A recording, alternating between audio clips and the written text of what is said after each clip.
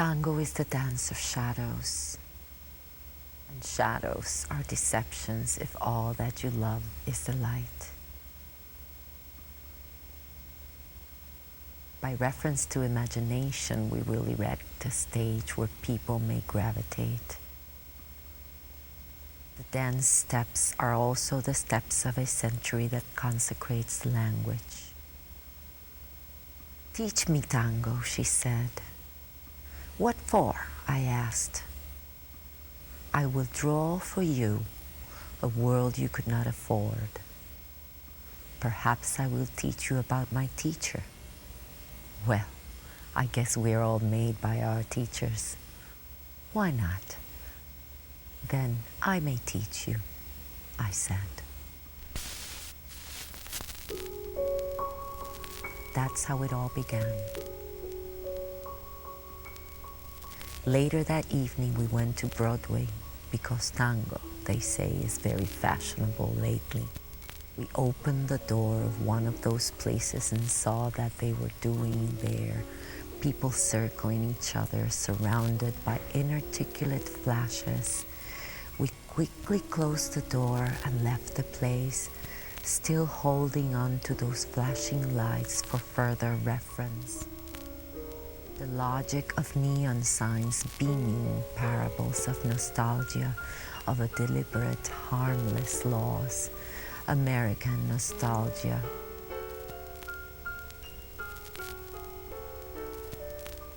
Tango nostalgia truly comes before the ballroom, before the loss. To learn was a silent affair, to imagine partners, pleasures, even the music. At first the dance was only in our heads, designed by God, perhaps learning as a visual recitation, something that could only happen on a quiet street corner by the light of the alumbrado público and in the presence of the teacher, el maestro. So one day we could wander fearlessly into the ballroom, but it was more than that.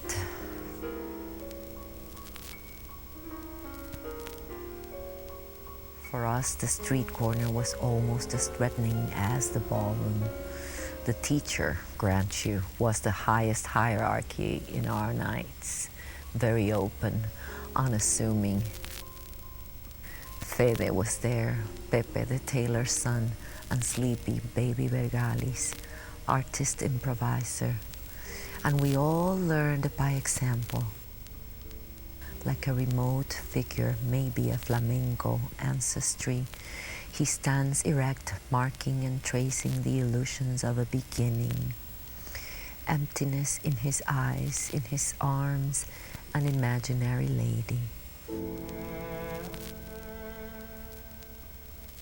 You have loved her even before she came into your life, the teacher says. Otherwise you would not have searched for her. Eh, Pascal?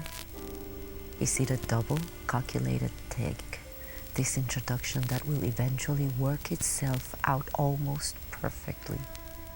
Do your work inside first, he says, and don't look or look far away, oceanically. He can be as cold as a seal. We are his silent incarnation. This reversed polychrome was not Dada rhetoric. It was a simulacrum of true events before we could dare visit the ballroom. Simulacrum, not in the glittering style of the movies, rather angelic, delusive mood of the street corner. You are reminded of one thing, chaos. On the street corner, it's the beginning, and the beginning is solitude.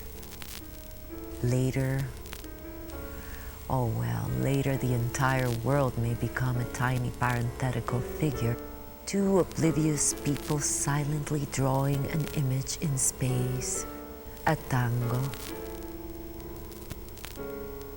Ultimately, all this was not meant to take us by surprise. It was natural for young men to meet regularly on a city street corner, hidden from the main quarters. So we stood on the street corner of our neighborhood for long nights, reciting in our heads tango utterances while embracing imaginary ladies. You must embrace her softly with a sculptor's vacated touch, as is often the case with imagined beings. What you do first is of little consequence. Only the enchantment counts.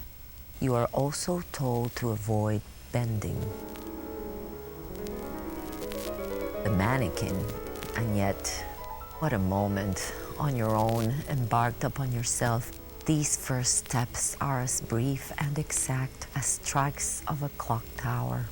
In a mise-en-scène of street corners and soft conversation, you turn towards the imaginary lady, and pressing her cheek, her waist, you let the body sink before turning away, reciting to yourself musical utterances. Everything is turning with you. You are stripped of fear. You dance, but you are on your own and made of glass. That familiar feeling of transparency. The teacher does not look, or looks distractedly, of course. But suddenly, we see him coming closer, in circles, circling around us, growling with a cry of delight, unique and lonely. Imagine the lady, he says. Imagine the music. What you do first is of no consequence.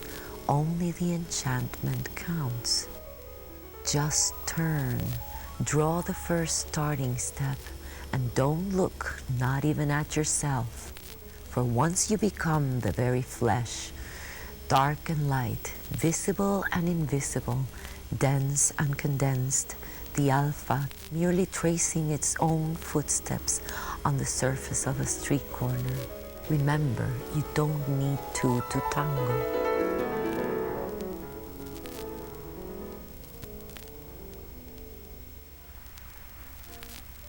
The choices went from solo dance to man dance, finally the ballroom.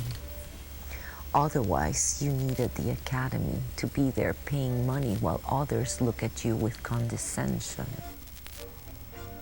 But there is little doubt about solo dance, this universal of all beginnings. Finding yourself face to face with a real lady could incapacitate you, says my friend Fede.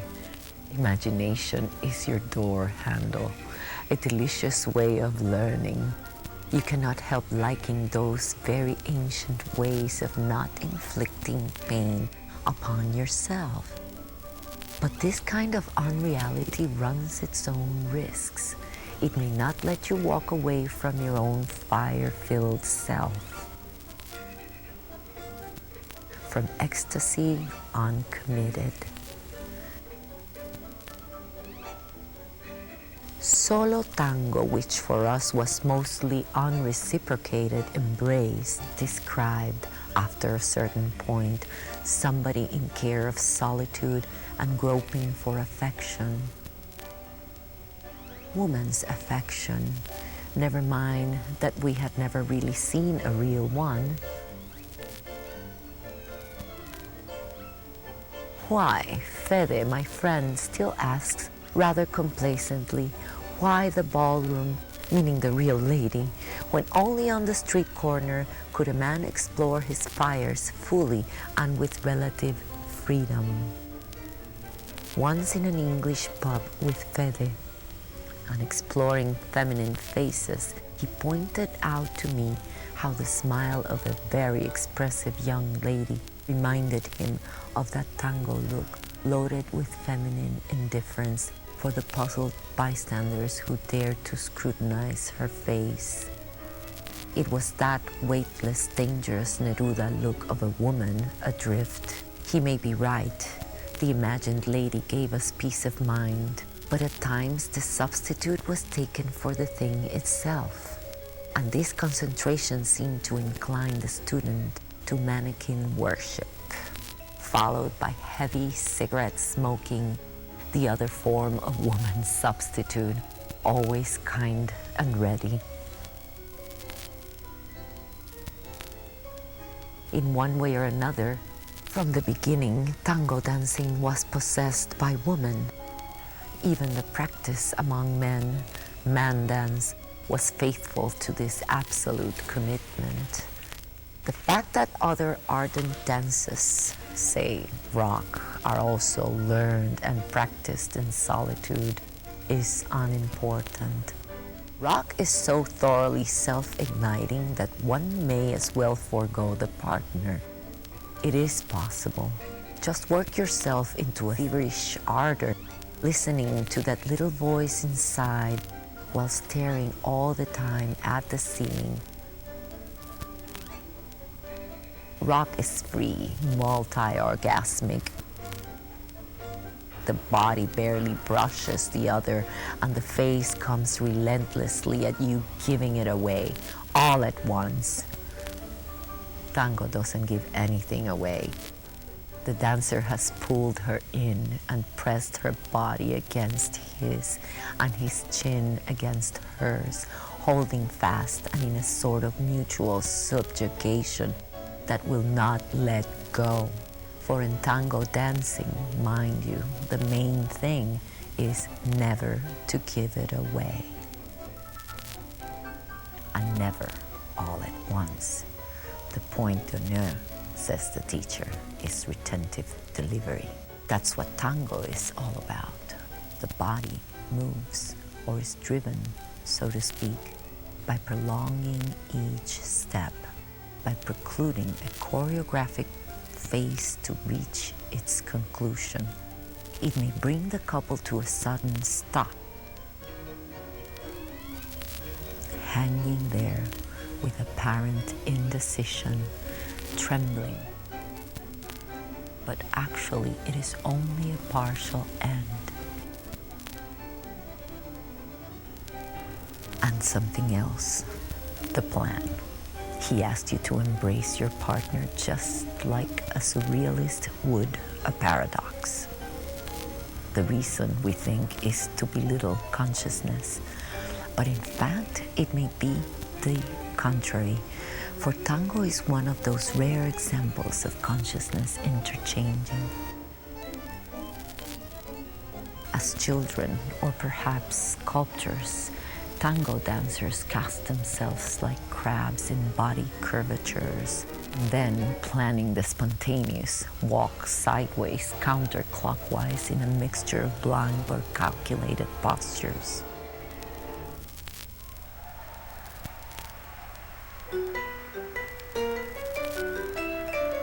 The teacher has a didactic way. Eyes are shining in the night. I remember him dressed in black. His sculptural look had such a magnifying effect on us. Late in the night, I will conduct you through a whole act, he says. First, adopt a somewhat remote posture. The sound of music heightens your mood, a lull in the nightmare of feeling. Indifference must be written in your face. Let's see, which of you will be the woman? What else could one hope to prove on the street corner?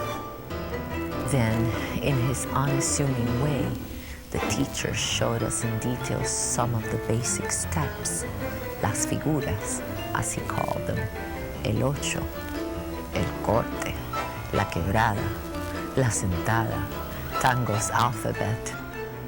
You really need to recognize the figuras before you go on, before you forget. El ocho, the figure 8, is a starter. It will qualify you as one of the secret holders. Once I heard a very imaginative soccer trainer compare el ocho to dance floor dribbling. Begin with a step between your partner's legs, then hang there like in a mental pause, then swing inside, outside, into a knot, rushing to extricate yourself. You may call it a step inside a step. The woman blossoms around you as if about to exchange places, but for no reason reverses herself. Woman, thy name is frailty. Quite a figure, this reversal, this very difficult for beginners, for it is dancing at the borderline, as if erasing your own footprints. El corte. Nothing compares in brilliance, in rapid reversal with el corte, the step where the dance comes to a sudden halt. El corte is sheer abandonment, a vacancy, a metaphysical blank. The man interrupts the dance, as if pasted to the floor and emptied of any desire, while the woman in flamboyant, velvety black still flutters along. Like flamenco dancing, tango made a cult of these retentive, emptying pauses that gradually became part of the iconography. It just came out of a turn, counterclockwise, still magnetized by the music, and suddenly he desists in the freezing sculptural look of so many tango posters. La quebrada. A very curious step is la quebrada, a figure in between the lines, the way dancers wave their behind while moving sideways, from the hips and in a movement that only the tubular shape of the woman's skirt, riveted by two small side openings, can halt in its forward progress. A lesson in vanity, only mitigated by the woman's short haircut, her passive evening eyes. La sentada is a beginner's compulsion. Like el corte, it is a step where dancing comes to a halt, but now the dancers adopt the open arms position. Hinged on one side, they pivot away to back each other, one heel still on the floor, until she slowly comes to a rest upon his extended lap and remains there, balancing in a sort of ardent, ready-made posture. Turning, winding, halting, balancing, the city wonder saga. And besides, much of the dance had to do with the discovery of a way of listening to music. During carnivals, a group of musicians would place their instruments on one of those street corners at the fringe of the city, and there couples would embrace to listen with their bodies the music that explains everything. With the speed of an inflamed Don Juan, the teacher halts suddenly with a remote gaze, looking afar at a distant, empty place. Distance softens your concentration and mobilizes a sort of inner space within the dance. By this purely unsentimental technique, tango dancers shift to a pure kinetic reason, grafted in the specifics of a simple street dance. At the fringe of the city, drained of its margins, the pavement is inhabited by dance.